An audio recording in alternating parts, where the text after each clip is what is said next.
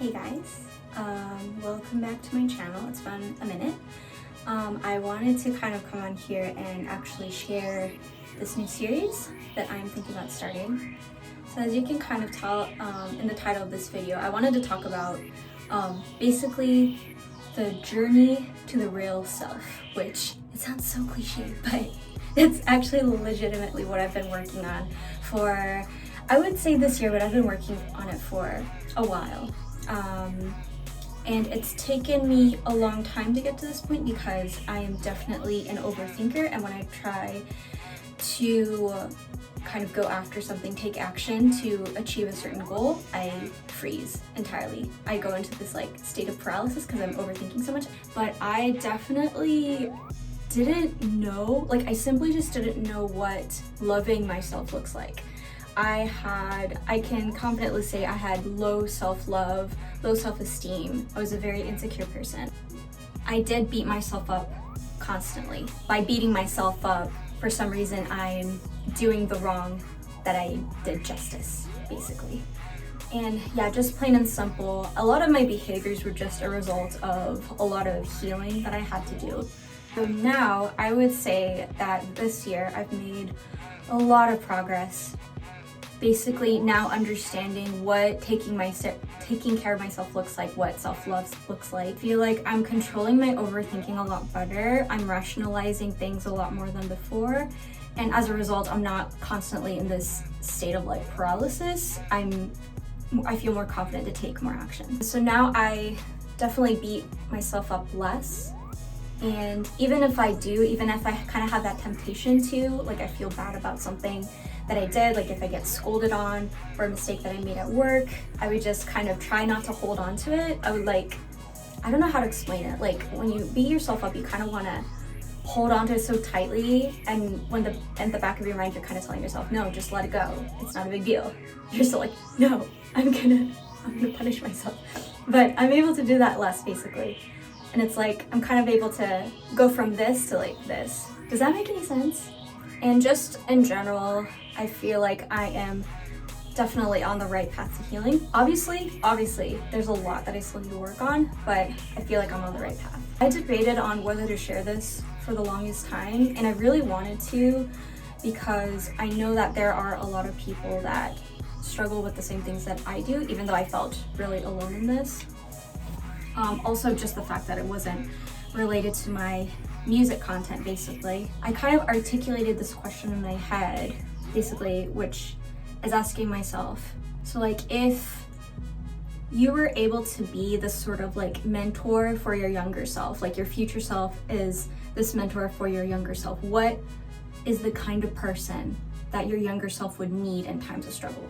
And I felt like that question kind of made it so clear to me it kind of put the pieces together in a sense of like I am striving to be a better version of myself. And like there were moments during my times of struggle when I was still kind of going through just this whole phase of healing and just struggling with the really low times in my life where I kind of had this self-hatred towards myself. And in those times I really wanted like some sort of guidance. In those moments I would kind of ask myself, well, what would my future self who has overcome this, what would she say to me? And for some reason that was the question that I had when I was going through those times of struggle, and obviously I didn't have the answer for that. So even if I'm still kind of going through this process of healing and process of growth, but I felt it would be kind of better to document the whole process in a sense.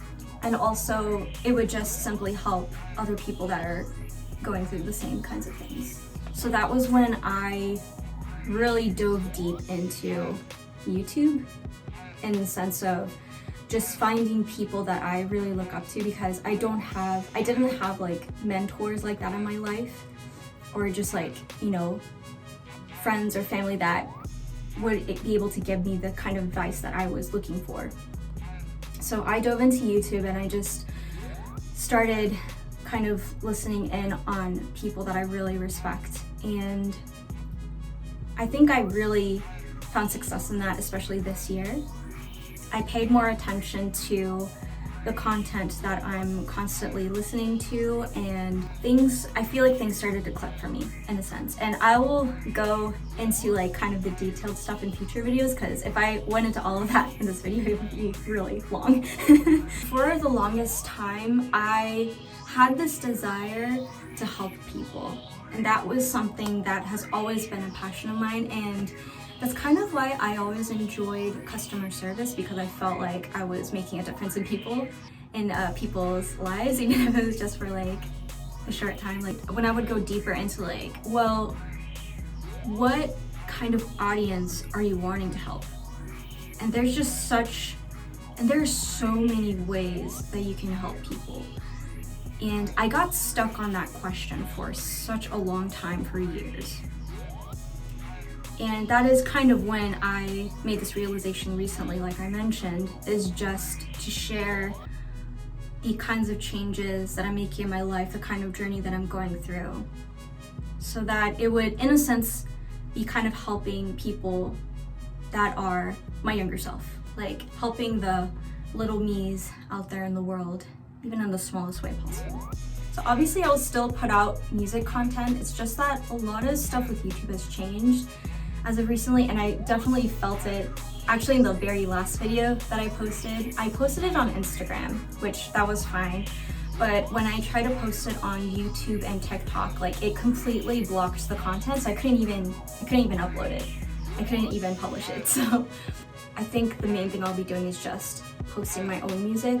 I don't think it's a really viable way to do content to just post covers. It's just not like that anymore. But yeah, I'm just thinking I'll be posting new songs, but I'll kind of combine my music, some of my music content with this new series, as I'm kind of sharing my self-discovery journey.